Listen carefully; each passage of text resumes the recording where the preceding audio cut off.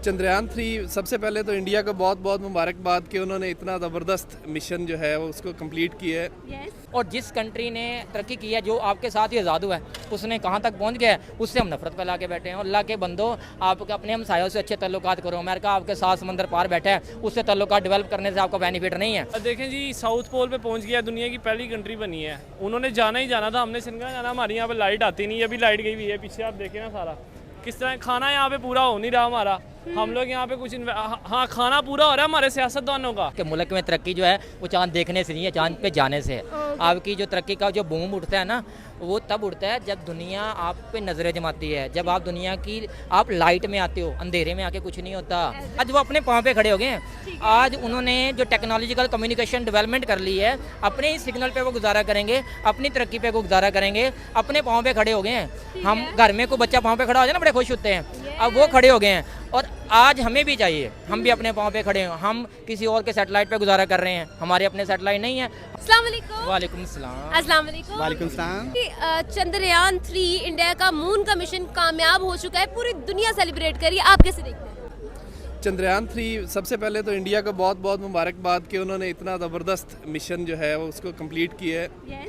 Despite कि उन्होंने last time इसको फेलियर को फेस किया था, लेकिन उन्होंने उसको एज अ चैलेंज और एज अ लर्निंग लेते हुए वो आगे बढ़े हैं और उन्होंने आज सक्सेसफुली उस मिशन को कंप्लीट किया है। ये जो प्लान था ये आज का नहीं था, काफ़ी पुराना प्लान था। जैसे चंद्रयान 2 जो है उनका वापस आया, तब से उन्होंने सीख के जो है अपना ये लॉन्च किया। आपको पता है रशिया का लूना 25 जो है वो नहीं पहुंच सका, क्रैश हो गया। ऐसे थोड़ी होता है कि आप 10 दिन पहले लॉन्च करो और पहुंच जाए। उन्होंने महीना डेढ़ पहले लॉन्च किया था और एक बहुत ही बड़ी अचीवमेंट है। एज अगर आप एशियाई कंट्री देखें, एशिया की पहली कंट्री बनी है जिसने चांद के साउथ पोल, दुनिया के दुनिया। बट हम चाहते हैं कि हमारा मुल्क भी उस टेक्नोलॉजी तक पहुंचे। हम भी चाहते हैं कि हमारा मुल्क उसी तरह तरक्की करे जैसे उन्होंने तरक्की की। आज वो अपने पाँव पे खड़े हो गए हैं। आज उन्होंने जो टेक्नोलॉजिकल कम्युनिकेशन डेवलपमेंट कर ली है, अपने ही सिग्नल पे वो गुजारा करेंगे, अपनी तरक्की पे वो गुजारा करेंगे, अपने पाँव पे खड़े हो गए हैं। हम घर में कोई बच्चा पाँव पे खड़ा हो जाए ना, बड़े खुश होते हैं। अब वो खड़े हो गए हैं और आज हमें भी चाहिए, हम भी अपने पाँव पे खड़े हैं। हम किसी और के सैटेलाइट पे गुजारा कर रहे हैं, हमारे अपने सैटेलाइट नहीं है। हम खुद पे स्टेबल ही नहीं है, हमारा सिस्टम की प्रायोरिटी नहीं है वो चीज़, ठीक है। तो हमें चाहिए कि हम भी वो तरक्की करें जो वो कर रहे हैं। उन देखें जी, साउथ पोल पे पहुंच गया, दुनिया की पहली कंट्री बनी है। उन्होंने जाना ही जाना था, हमने सिंगा जाना। हमारे यहाँ पे लाइट आती नहीं, अभी लाइट गई हुई है पीछे, आप देखें ना सारा किस तरह खाना यहाँ पे पूरा हो नहीं रहा हमारा। हम लोग यहाँ पे कुछ हाँ, खाना पूरा हो रहा है हमारे सियासतदानों का, जो अपनी जेबें भर रहे हैं, जो अब निगरान हुकूमत भी अपनी जेबें भर रही है।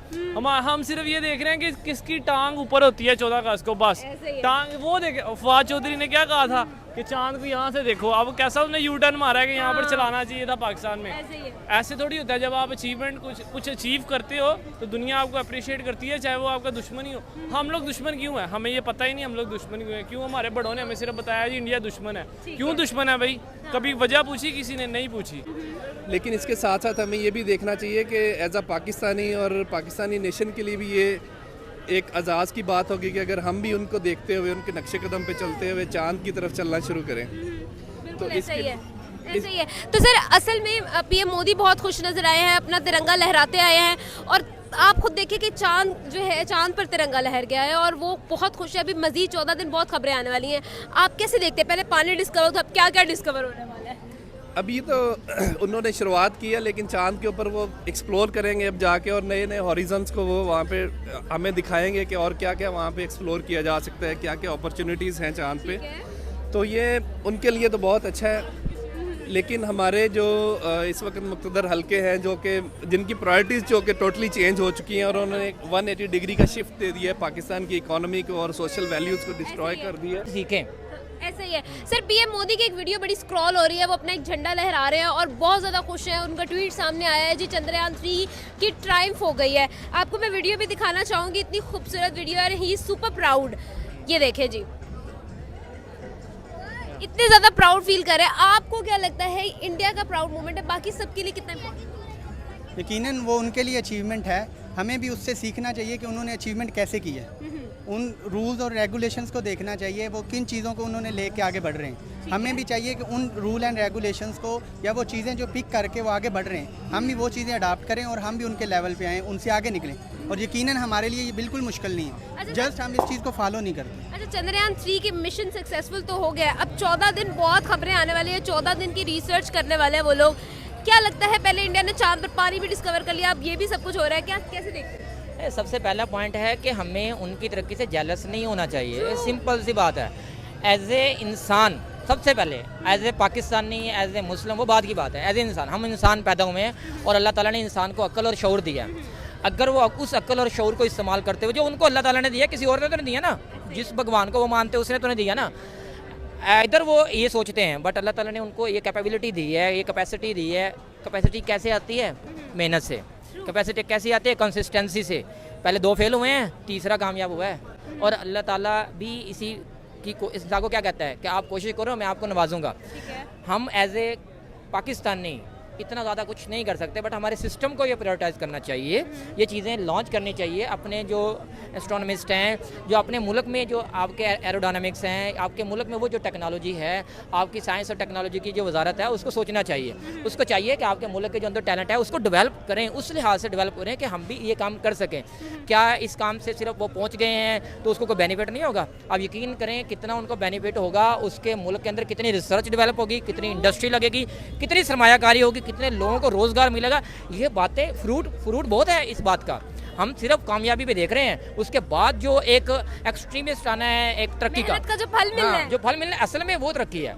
असल में उधर पहुंचना तरक्की होगी, बिल्कुल होगी, लेकिन उसके जो असबाब पैदा, उससे जो सबब पैदा होंगे, उससे जो चीज़ें बनेंगी, that's the basic thing that they want. बिल्कुल। अच्छा सर, एक और चीज़ भी है यहाँ पर कि फवाद चौधरी ने कहा था कि चांद को ऊपर की उजाला जब यहाँ से देख सकते हैं, वो भी कह रहे हैं कि पाकिस्तानी चैनल्स को चाहिए कि वो भी ब्रॉडकास्टिंग दिखाएं इसकी। इस पर क्या कहेंगे कि हमारे भी अब लीडर्स भी उनकी तारीफें कर रहे हैं?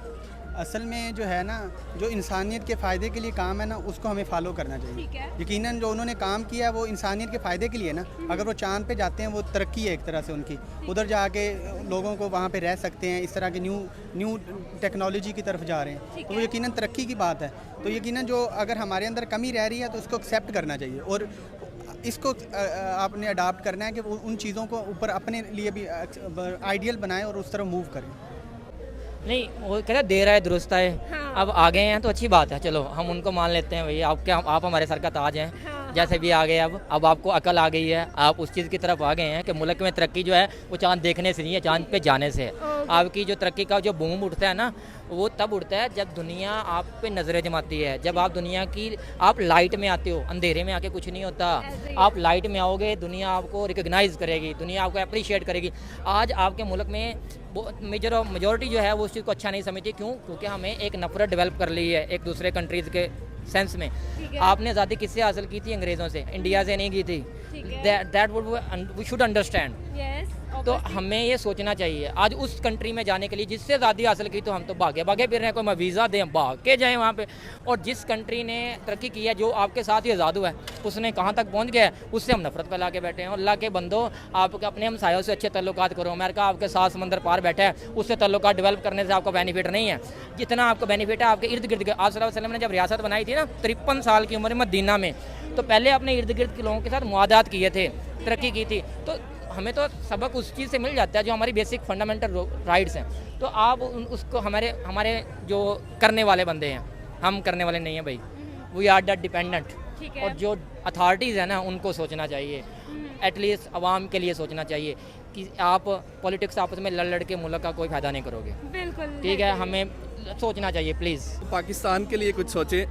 खुदाया आप अपनी सियासी और ये दूसरी चीज़ों से निकल के आप सिर्फ और सिर्फ पाकिस्तान को आगे रखें और पाकिस्तान के मिशन को आगे लेके चलें। ऐसा ही है। पाकिस्तान चांद पर कब जाएगा? पाकिस्तान चांद अभी तो फ़िलहाल अगर चेयरमैन पीटी अटियाला जेल से निकल आता तो शायद इनकी प्रायोरिटीज़ और तरजीहात में अंदर की चेंज आए। अदरवाइज़ तो अभी तक तो ये एक बहुत बड़ी सियासी जमात को क्रश करने पे लगी हुई है। हमारी पूरी ताकत, हमारा पूरा मीडिया और इवन पाकिस्तान के जितनी भी आप कह लें कि टॉप ऑफ द लाइन जो भी फोर्सेस हैं, वो सारी की सारी सिर्फ एक ही पार्टी को क्रश करने पे लगी हैं। लेकिन आपने सुना है कि जब भी आप किसी बड़े को क्रश करते हैं तो छोटे उसके नीचे आ जाते हैं। तो अनफॉर्चुनेटली हमारी आम आवाम उसकी पूरी जद में आ गई है, जो कि एक महंगाई की लहर है, हमारी इखलाकी इक़दार को तबाह हो चुकी है और किसी को भी उठा लिया जाता है, किसी के भी घर में रेड कर दिया जाता है। तो ये बहुत सारी चीज़ें डिस्टर्बिंग है जो पाकिस्तान से बहुत सारा टैलेंट को भी ड्रेन कर रही है।